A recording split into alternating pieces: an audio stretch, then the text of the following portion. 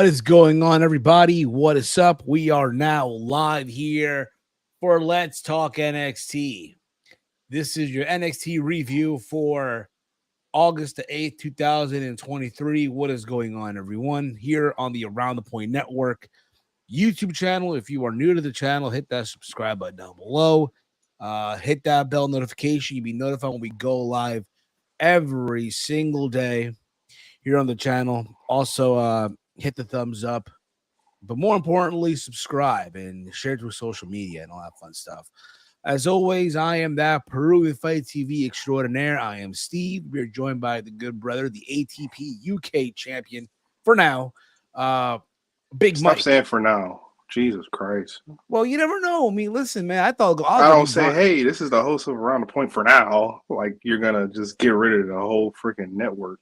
No, but still, though. Exactly. All right. Just say I'm the champ and call it that. Okay, Enough of this for now shit. You're pissing me off. I'm sorry. Don't get hot. Hey, okay. I'm sorry. All right. Big Mike, how are you? I'm doing fine. I'm doing fabulous. Thank you. That's wonderful to know. You're joined by Safet. What's going on, Safet? Hope all's well with you. But Big Mike, NXT last night drew another big high number. From my understanding here, it drew about let's see here, about 776,000 viewers. Hey man, steady climb, steady pace. Exactly, man. And that's wonderful to hear, man, because again, from what I've seen last night, I thought the show was a pretty good show, man. Overall, I thought the show delivered and everything that they're doing. They're also building up Heat Wave, which I think is happening 2 weeks from now. NXT Heat Wave, I think that's going to be like the Tuesday special on NXT. But nonetheless, overall, I thought it was an enjoyable show. And the big question what was going into the show was Dirty Dom. Was he going to survive? Was he going to survive Dragon Lee? Right. And I thought overall he passed flying colors, man.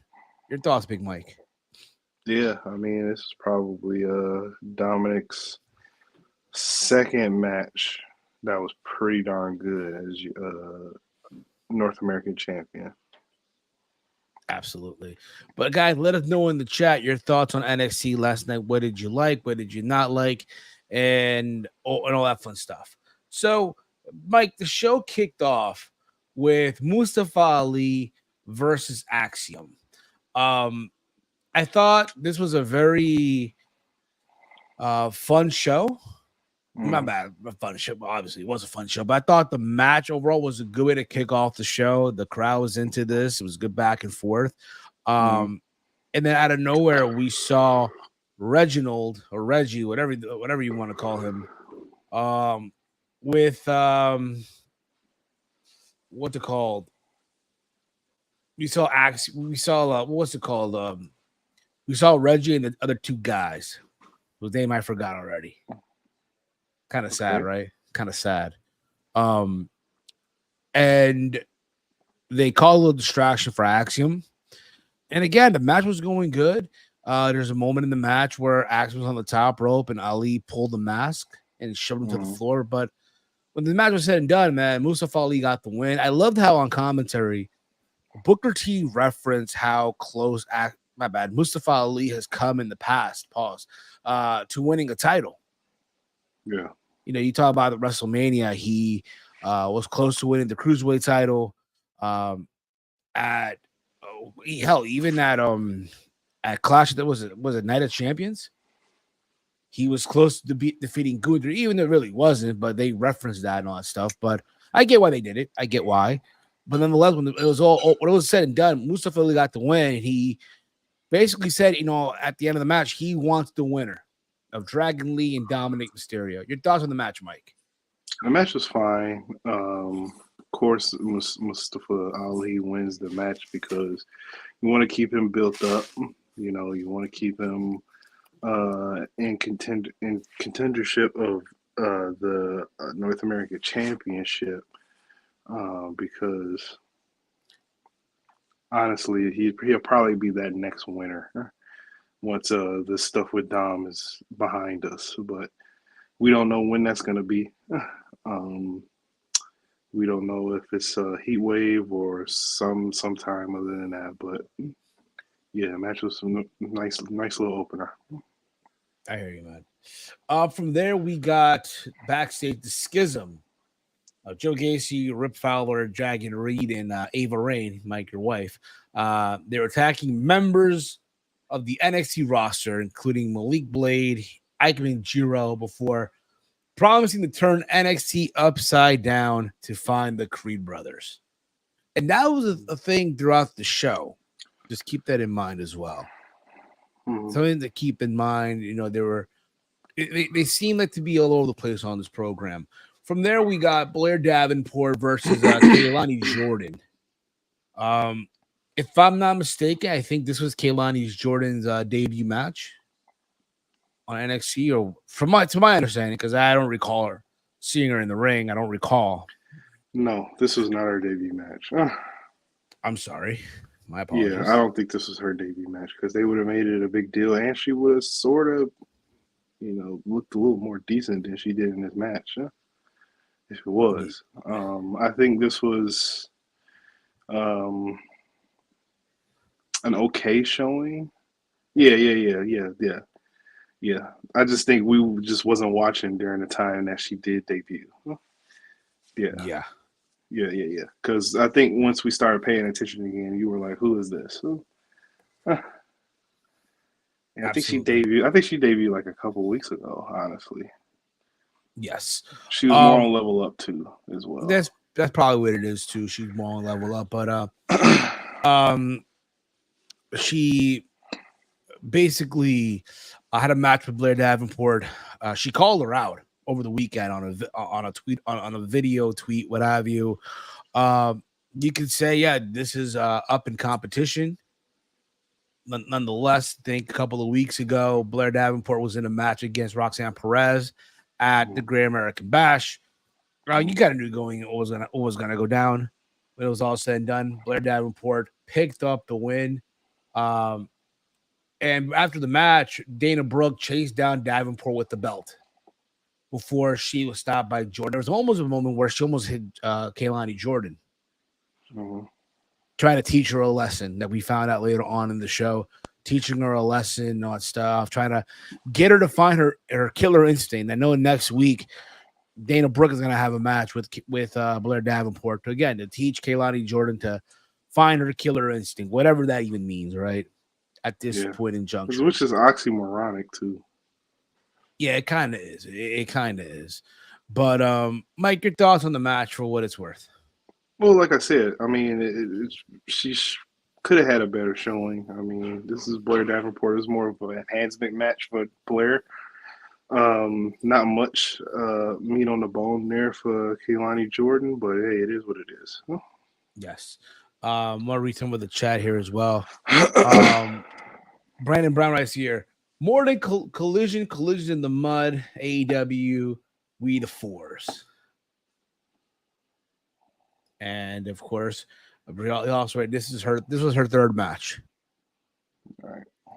And of course, Romeo said she had more matches, so thank you on that as well. From there, we got Von Wagner, who could have promo on Braun Breaker ahead of their match, and Wagner promised to put Braun Breaker through a table. It's crazy to think that Braun Breaker is finally my bad, Von Wagner, that is, right? I know. Hey, Dijak, keep those sunglasses on. We inside. Come Tuesday. Bark. Yeah. He's come a long way. Yeah. He's come a long way. I'm happy for the guy. Yeah. He's started out as a joke, something that we didn't enjoy in the beginning, and now he's just a thing. Now he's a thing on NXT television, which is crazy. Also a free agent as well. Yeah, free agents, just like Baron Corbin. Just like Baron Corbin. From there, and Omos. Yeah, and Zion Quinn. Zion Quinn. What? Hey man, at least he's, to be fair though, but at least Zion Quinn is winning, bro. At least he's winning in life. If you see who he's that's the one thing he's got going for it. So yes. From there we got Noam Dar, his version of the Heritage Cup. His take on the Heritage Cup. Man, Noam Dar in the mud, bro. Oh, well, yeah, he really is in the mud against Tyler Bate. Overall, I thought, and I'll be honest with you, I know the whole concept of the Heritage Cup isn't everyone's cup of tea. It's not mine either. It really isn't. I get it. It's like what 6-round match. It's like a 6-round match. It's like a pure title match, but with more rounds. Basically, yeah. It's their response to the pure title. It looks like to me. It's just not really my cup of tea. But I felt like these two guys went out there, and again, considering that Tyler Bate is a former Heritage Cup champion, also in his own wells, and also in himself, Noam Dar, I thought they went out there. They did what they were able to do. When it was all said and done, though, Tyler Bate did pick up the win in round 5, 2-1. Yep. So, like you said earlier, Big Mike, Noam Dar right now, bro. Yes, like you just said moments ago, Noam Dar is basically, in the mud, completely in the mud right now. Bro, how you lose the real and the fake Heritage Cup? Like, come on, bro. So, well, we thought. I mean, also you realize, you find out later in the night, Tyler Bate handed it back to him. Yeah, it's not real. It's not the real thing. But I think it's going to be a heat wave. It's going to be Noam Dar versus Nathan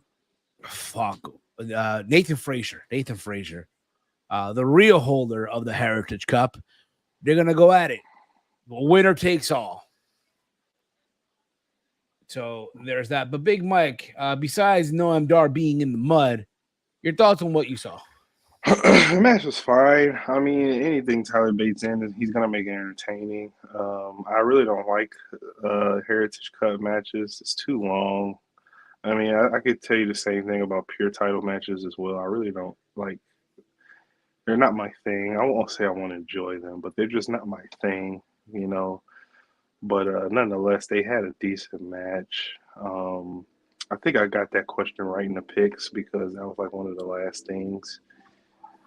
That was like one of the last things that I needed. I think I guessed the round right. I got the 5th round, so that was pretty cool. I got excited for that. Man, at least I mean I know for sure my picks right now are in the mud. It looks from the looks. My picks are in the mud too, but at least I got that right. You know, off the rip. I was in the top. I was in the top. I'm probably by the end of this whole thing, I'm probably going back to the top. Back to the number 15, probably, but the way this is going. Bro, I think I'm right along there with you, bro. I don't think I did good at all. Thanks to SummerSlam. I just know right now my picks are in the mud, but that's nor here or there as well.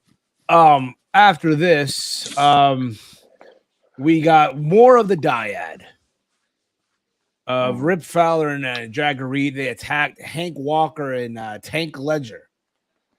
Before Joe Gacy arrived and kicked Walker in the ribs. So that was happening as well. Also, Ilya Dragunov was interviewed backstage where he stated that he was going to the ring expecting to see Trick Williams, and Dragunov promised to bring Williams nothing but pain. Also, so that was something to look forward to as well. Also, backstage, we saw Dijak confront Carmelo Hayes, but he was interrupted by Wesley, and the two argued before Dijak threw Lee around the locker room. To me, from the looks of it, I get the feeling we're going to get, I would say by next week, we're probably going to get once again, who knows, right? Wesley versus Dijak to see who faces Carmelo Hayes. At Heat Wave, which at the same time, if they want to do a 3-way, by all means, go right ahead. Your thoughts on that, Mike? Yeah, I mean, Trick, he's trying to find himself. It's okay. You know, it's cool. He wants to be on his own. Um, I hope they really, really don't like show dissension between Trick Mellow Game, it, but I get where they're going. But your thoughts though on the whole Carmelo and Dijak and Wesley thing from the locker room segment? Because again, I get the feeling that we're probably gonna get a 3-way. Oh yeah, yeah. I mean, I think we you kind of figured that with Wesley being in the mud, losing, getting pinned twice. How's this guy getting a NXT championship title pick opportunity by losing twice, like straight up? But we still get the person that he had a really good match with, which was Dijak. What was that? Was that early in his, or was that in the middle of his North American Championship picture? That was the middle of his championship. Yeah, I remember that's when Dijak fucked That's up when his he finger. broke his finger. Yeah, okay. Yeah, that was in the middle. Yeah. Yeah, so you get that aspect of it. So that part's gonna be good. And you just add Melo to it, which is the champion, of course. It's gonna shape up to be good. Yes. It's just how they're gonna continue to build a Wesley to be a credible contender. That's all I worry about. Yeah. Which makes no sense. No damn sense since Bate beat Dar. It should be Bate and Frazier. I agree with that too, but I just think it's one of those things where Tyler Bate doesn't care. Yeah. He just wanted to prove a point. He just wanted to prove a point. Like, yeah, I beat him. You can have it back. Let you guys fight this off, what have you. Yeah. From there, we go to Drew Gulak and Charlie Dempsey, who were interviewed and talking trash about Hank Walker and Tank Ledger for being sidelined due to injury, considering they're going to have a match later on in the night. Damon Kemp met them, and they were interrupted by Brooke Jensen and Josh Briggs, who I forgot still worked there. And they you were just looking for them a while ago. You're like, where are these guys at? And they showed you. Here they are. I guess so, but I forgot. But I literally forgot these two. I mean, I know Kiana James, right, and the Fallon Henley, but that's beside the point. But they basically filled in for Hank Walker and what was this Tank Ledger, aka Heavy Machinery 2.0, I guess, right? That's a name we have not heard in a long time. I wonder what happened to those two. Whatever happened, right? All right. Ellie writes here, just found out Axiom is a kid. He was really good on the UK. He was really good on UK Indies. Question mark was a mistake. Okay. Yeah, I mean, this whole time they put him under a mask. All right, that was good. Don't get Steve started, please. I'm not gonna say the joke out of respect. So yeah, they put a kid in a mask. Yeah. For his safety and protection. That's all I'm gonna say. For his safety and protection. But that's if you all. Haven't heard this joke 40 times over. Go back. Go back and rewatch the joke. We get Braun Breaker, who was interviewed. He basically said, regarding the comments from Von Wagner, give me a break, and just walked away. Which I thought again, hey, he didn't need to say much, so that was good. Rey Mysterio was speaking with Roxanne Perez before meeting with Tia Hale. Hale asked Rey if he still loved Dominik, to which Rey responded that he did. He did not like the man Dominik has become, but knew Dominik would come around. After this conversation, now keep in mind, Rey Mysterio is trying to remotivate Tia Hale, considering what happened a few weeks ago when Drew Gulak threw in the towel was it Great American Bash? It was, right? At Great American Bash. Yes. Threw in the towel. So he's trying to remotivate her, right? And it looked like it worked. So then you see Drew Gulak, not Drew Gulak, what the hell? Andre Chase and Duke freaking Hudson. Duke what Hudson. happened? Duke Hudson, yeah. And they're asking, hey, that was Rey Mysterio talking to you, WWE Hall of Famer. To what she said, yeah, he wouldn't throw in the towel. Yeah. Just walked away. Yeah. Obviously, weeks later, she is still not a fan of her teammates. She's not a fan. She is not a fan at all. We'll see where that goes. We'll see where that goes down the road, right? Yeah. Nice little moment though she had. Yes, with Rey Mysterio, even for Roxanne Perez. I mean, why? I know there's a thing surfacing on like a joke. Oh, Ray, don't do it, what have you? But come on, who would not want to talk to Rey Mysterio, a legend? You know what I mean? So there was that. From there we get Von Wagner versus Braun Breaker. This was a very short little match. It didn't go long. No, entertaining though. It was entertaining though. It was an entertaining match. As you would expect, Braun Breaker did pick up the W. Yeah. But our boy Von Wagner delivered in his promise. He delivered, man. He put Braun Breaker through a table, and the crowd was eating this up, man. The crowd was eating this up. They were in disbelief, man.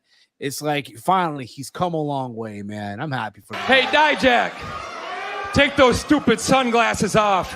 We're inside. He's come a long way from that to where he's at now.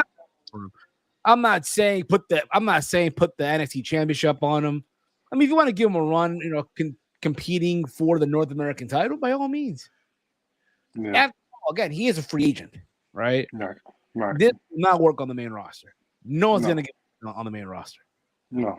NXT, I'm happy for him. I'm happy. Yeah. It's a start. It's a start, yes. And then you see what's it called? Robert Stones is acting like he won the world title, almost celebrating and shit, which I thought was funny too. Will writes here, yes, Roxanne is getting the rub from Rey Mysterio. Absolutely. Battle of the second generation superstars. Oh, that is true as well. Who's Von Wagner kin to? I believe his dad wrestled in the Fed back in the early 90s. One of the Beverly brothers.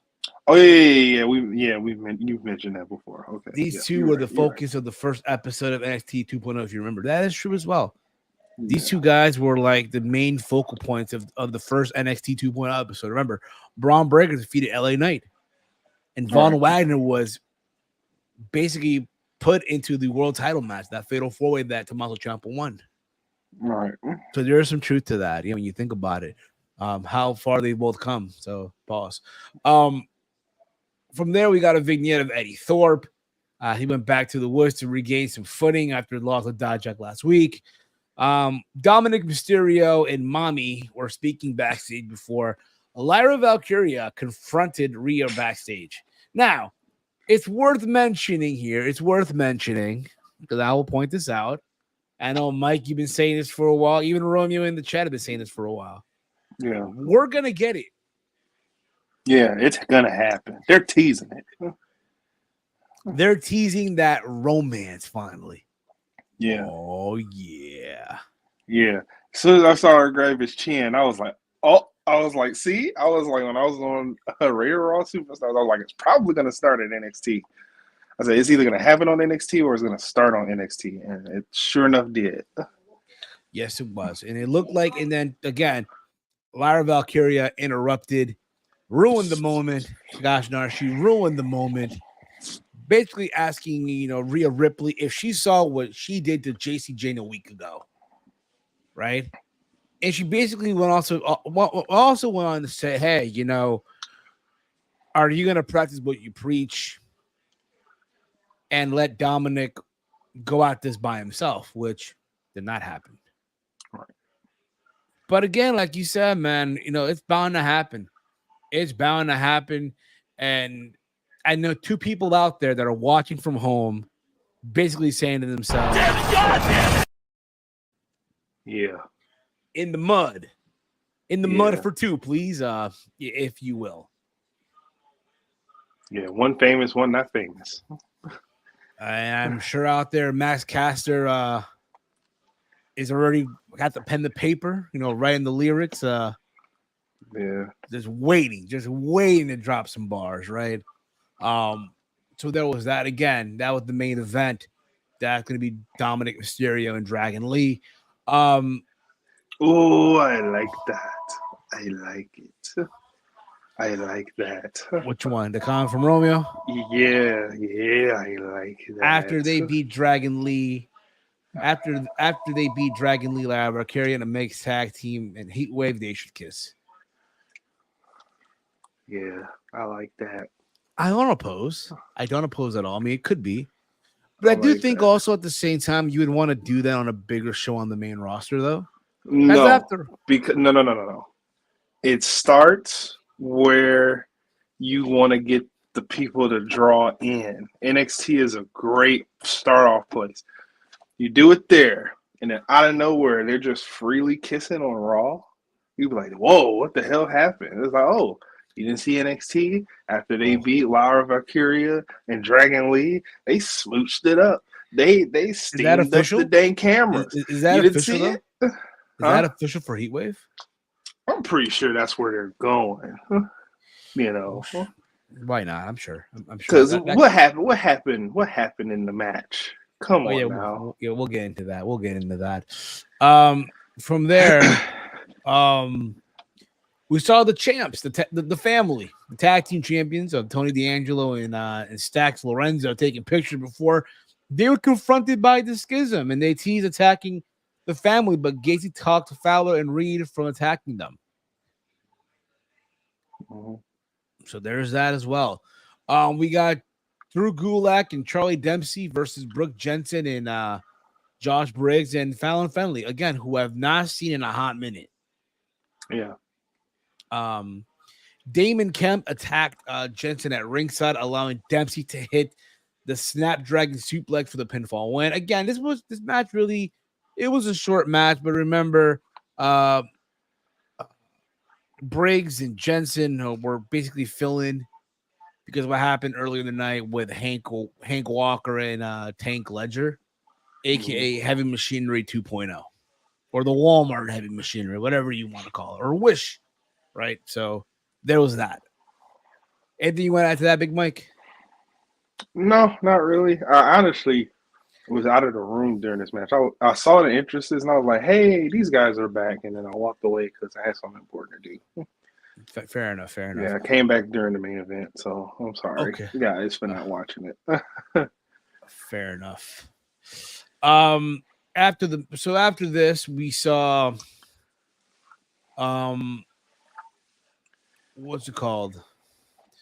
So after this, I already mentioned it before. Dana Brooke and Kaylani Jordan argue backstage. Yeah. Yeah. We'll talk about that already. So then after this, we got Kiana James, that beautiful Kiana James and Ivy Nile. Yeah, that Nevian goddess, yeah. Exactly, yes. I'm glad to see her again. Glad to see her back. For like forever. Yeah. And during the match, the entire schism and their followers surrounded the ring. And this led to Kiana James to pick up the W. And this also led to, I guess, Ava Raine, putting the moves, putting the boots, if you will, to Ivy Nile. And out she put came boots to asses. Yeah. And out came the family for the save. Yeah.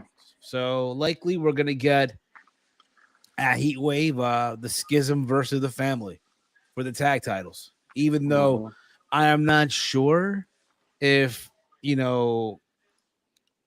what's it called? If Jagger Reed and Rip Fowler, if they are still leaving in October, I'm not sure, but there's that too. Yeah, I always wanted to know. I was like, because we thought that their last match was gonna be the match that they had with the Creeds. Loser leaves NXT. Yeah, and they threw us a little swerve. Yeah, to my understanding, they asked for the release. And WWE said no, which I get. I understand. I mean, I don't blame them for saying no. Yeah. It'd be easy for them to leave, get their 30 days, and then go elsewhere. Right. Go down to Jacksonville. Yeah. Go over to Nashville. Yeah. That's easy. Because they're still being utilized, even though they're not having a good go around that they feel like. And they're getting a good pay out of it. And some exposure on TV. Yeah. Which would definitely raise the rate once they do leave. Right. So there's that also. We got a vignette of Los Lotharios, of Garza and Humberto Correa texting each other. You talking about you forgot who was in the dang company. Every time I see these guys, I forget they're in the company. Yeah, me too. I forgot they're still employed, right? They were still. I forgot they were still on payroll. I thought by now, it is what it is. They're texting each other back and forth, apologizing. If you remember a couple of weeks ago, they had a little back and forth, right? A little family drama, if you will. And they're basically trying to, make amends. They're trying to make amends, and they were texting each other, and they were saying that they were letting their family down, their wrestling family. And there's a little tears, again, a little detail. I'm like, this is great. This is fucking great. Don't know where this is gonna go, but so be it. Right. I talked about earlier what happened with Tyler Bate confronting the Metaphor and handing back the NXT Heritage Cup. So there was that. Talk about the Metaphor again. Going all the way back to that match, to the entrance of Noam Dar. Lash Legend Sting was Sting. Fast forward back to where we are now. Continue, Steve. I agree. Yeah. I agree. Respectfully, I agree. From there, we got the women's champion Tiffany Stratton, who's interviewed backstage by Mackenzie Mitchell, where she admitted that she went on a shopping spree and went for pink clothing because of the Barbie movie. Everyone and their mother is wearing pink for Barbie. It is what it is. And Stratton admitted that she did not. She did not know who would be her opponent before saying that it would be no one. So I like that. She's basically doing her own thing. She looks like she won't defend the title. I don't know, but it is what it is, right? From there we got earlier, I forgot to mention this earlier, but we got the confrontation of Trick Williams and Ilya Dragunov. Right. And they went back and forth. And Trick Williams, like we said before, is trying to show everyone that he's just not a sidekick. Right. He's his own man. Right. And he is basically challenging Ilya Dragunov to a match at Heatwave, which I like. Yeah. Me too, but Mr. Williams, what do they call him? Tricky Willie. Which is a dumb name. Trick Willie, yeah. Yeah, Trick Willie. You gonna learn, buddy. You gonna mess around and find out. Yes. And thank you, Romeo. The family versus the Dyadics for next week, not Heatwave. Okay. Thank you. But that's happening at Heatwave between Trick Williams and Ilya Dragunov. We saw Trick Williams leaving the arena before Wesley told Trick Williams that he was coming for Carmelo Hayes and just left, right? Damon, Kevin Gulak, and Charlie Dempsey, and I guess Miles Bourne confronted who the hell is Miles Bourne? Who the hell is Miles Bourne? Who the fuck is that guy? Yeah, for real. Miles fucking Bourne. Were you made aware of this, bro? Miles Bourne? I don't know. Who the fuck is that guy? Who the fuck is that? They all confronted Trick Williams on the parking lot. Well, Williams called them Oompa Loompas before challenging any one of the four-man group to a match next week. I gotta see Miles Bourne. Yeah, I gotta. Was see he the guy that showed up late? I would think so, but I just want to know who this is. Now I'm curious. Oh, okay. This mother flower. Okay. Oh, he's a deaf wrestler. Okay. Okay. I take it back the clip.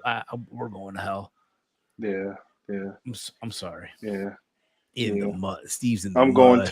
going to it. Don't even acknowledge it. I'm going to it. What?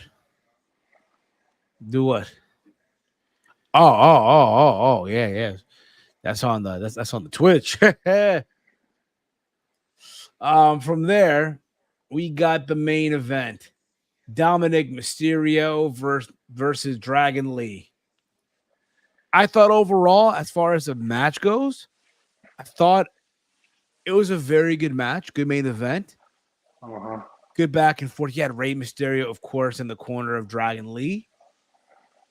Right?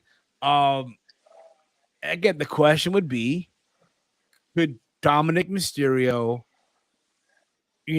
keep up with Dragon Lee? This is a big, a big level in competition here for him. Yeah. Oh, come on. Don't even highlight that. Jesus Christ. Oh, man. In the mud. My throat hurts, Romeo. Don't do that. I would have laughed so hard. Oh my god. You know what I'm gonna do though? I'm gonna star it. I'll do that. Yeah, just start and oh my god. Oh, he's always late because stop it. Blank those blank. That's all I'm gonna say. Oh my goodness, what are we doing? Oh man, you trying to kill me, huh, Romeo? This is what you're trying to do? In the mud. Okay, I see what you're trying to do, Romeo. The savagery. I mean, folks, where's the lie? Yeah, I can't tell him when he's telling lies because he's not telling any right now. Huh? Yeah, so back to this whole Dominik and Dragon Lee thing, right? A big step in competition for Dominik here in Dragon Lee. It looked like Dominik Mysterio was out for the count, right? It did the whole thing where Rhea Ripley handed the North American title to Dominik Mysterio. Ray grabbed the title, and by all this, Rhea Ripley hits Dragon Lee with the women's title, and which led to Dominik Mysterio picking up the win after he hit Dragon Lee with the Michinoku driver. And I'll be honest, Mike, I'm kind of happy that he's doing the Michinoku driver. Yeah. I'm kind of happy that he do the Michinoku driver. It's again, don't get me wrong, the frog splash, and I get that there's history with that move and for Dominik Mysterio and all that stuff, but I don't mind him hitting that Michinoku driver. And after the match, Ray's in disbelief, right? Ray's just looking down, right? He just can't believe what happened with Dragon Lee. Lara Valkyria comes out and attacks Rhea Ripley. And the show ends with Dominik and Mommy outside by the entrance area looking into the ring at Lara Valkyria, Dragon Lee, and Rey Mysterio. And that's how they end the show. Again, I thought NXT overall was a very good show.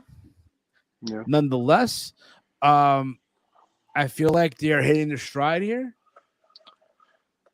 The idea of bringing in main roster talent, even if it's the Judgment Day, I'm all fine with.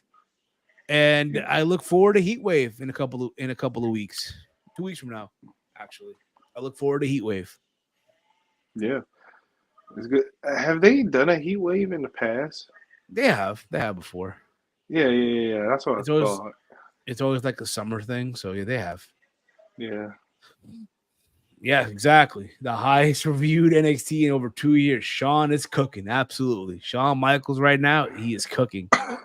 Yeah, I mean, shoot, you would think he's back at the kitchen when he was where Triple H went to go get him. Yes. So before we wrap this up here, in case you guys missed it yesterday, myself and Big Mike were live for the Raw Rundown where we talked about everything that happened on Monday Night Raw. We did on Monday Steve's Kitchen where we broke down everything that went down in Detroit over the weekend. Last night we did ATP Raw where yours truly defeated that bald jobber Dax Harwood. Good for you, Steve. Left him a bloody mess. Good for you. You know what I mean? And later tonight, after Dynamite, it's going to be ATP SmackDown. After Dynamite tonight here on the channel. And I think you won't be there. I won't be there. Yeah, man. But you might have to be there tomorrow, though, because I think tomorrow. Yeah, tomorrow.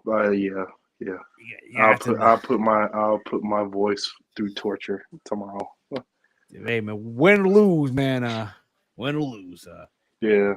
That's SummerSlam, right? Tomorrow. Yeah, tomorrow's ATP SummerSlam. And remember, we're almost there, man. We're almost there to All in the Mud. I can't wait, yo. All in the Mud. But that's going to be it for us. Again, later tonight, ATP SmackDown. Tomorrow is going to be sad. Something about Dynamite at 6 p.m. or maybe 6:05. We'll see. Maybe 6:15. Who knows? And then later on the night is going to be ATP SummerSlam here on the channel. All right. But overall, I'm going to give this week's episode of NXT a B+. I'm right along there with you. There you go. But that's going to be it for us, guys. Again, thank you all for tuning in today. If you are new to the channel, hit that subscribe button down below. Give this video a big old thumbs up. Share it through social media. Hit that bell notification. Be notified when we go live. But more importantly, hit that subscribe button. Tell your friends. You can follow the Around the Point Network over on X at AT Point Network. You can follow me on X at Heel Steven. Big Mike, let them know where can the fine folks check out the ATP UK champion, Big Mike. Yeah, you can follow me on X at Detroit Gamer 313. There you go. With that being said, guys, this has been Let's Talk NXT for myself, for Big Mike, the gang. We'll see you all later on tonight at 10 p.m. for ATP SmackDown here on the Around the Point Network. Peace out, everybody. Peace out.